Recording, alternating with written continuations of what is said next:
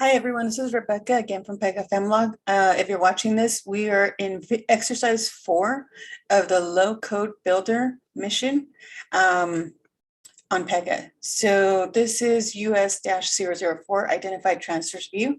As a customer, I want to identify the balances that I want to transfer from other accounts so that I can reduce the amount of interest I pay on outstanding debts. We're going to configure the identified transfers view with a multiple record embedded data field name called transfers. Include the following fields in transfers data object to represent transfers authorized by customers.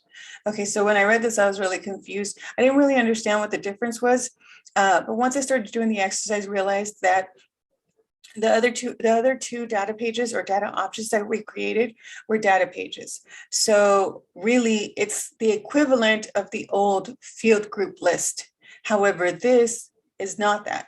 We're not creating data page for it. This is going to be the equivalent of the lower versions of Pega of a field group.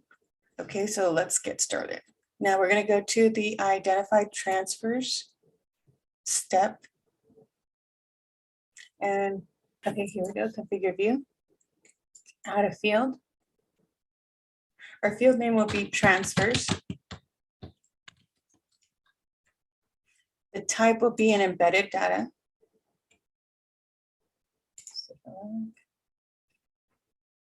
Here we go. Now, I did want to share this definition. So let me share that with you. The type of data object. So an embedded data is a user supplied data such as name, address sourced from inside the case type. Example, a company needs to capture shipping addresses. For me, the key there was user supplied data, right? That's what tells me that this is a field group, not a field group list. So let's go back to the case. Okay, so embedded data, we're back here. Transfers, embedded data, a data object. We don't have one yet, so we got to create it, right? Create a new or define a new one. This we'll call transfers.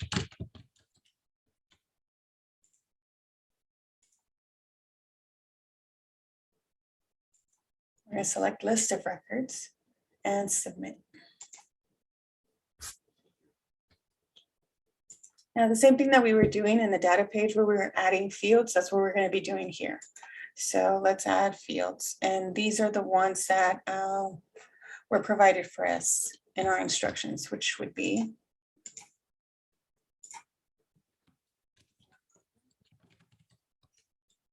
it's going to be a text single line.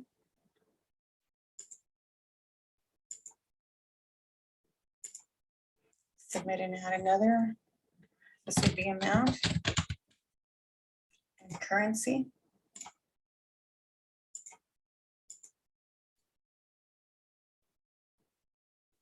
Lastly, we have lender.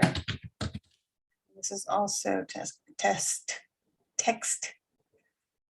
Next, we have lender, and it's also a text single line. So let's submit that. Remove this unnecessary field.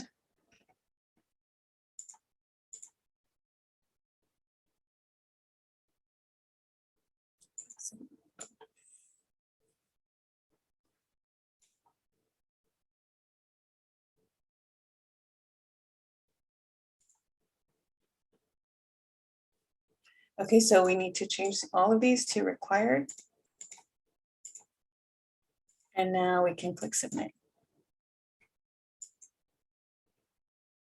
Save and run.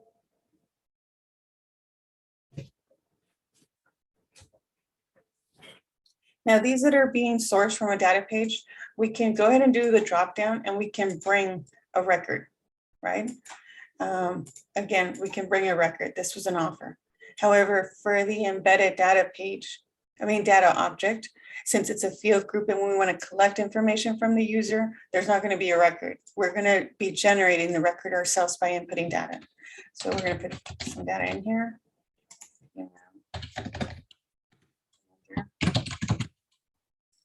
Another.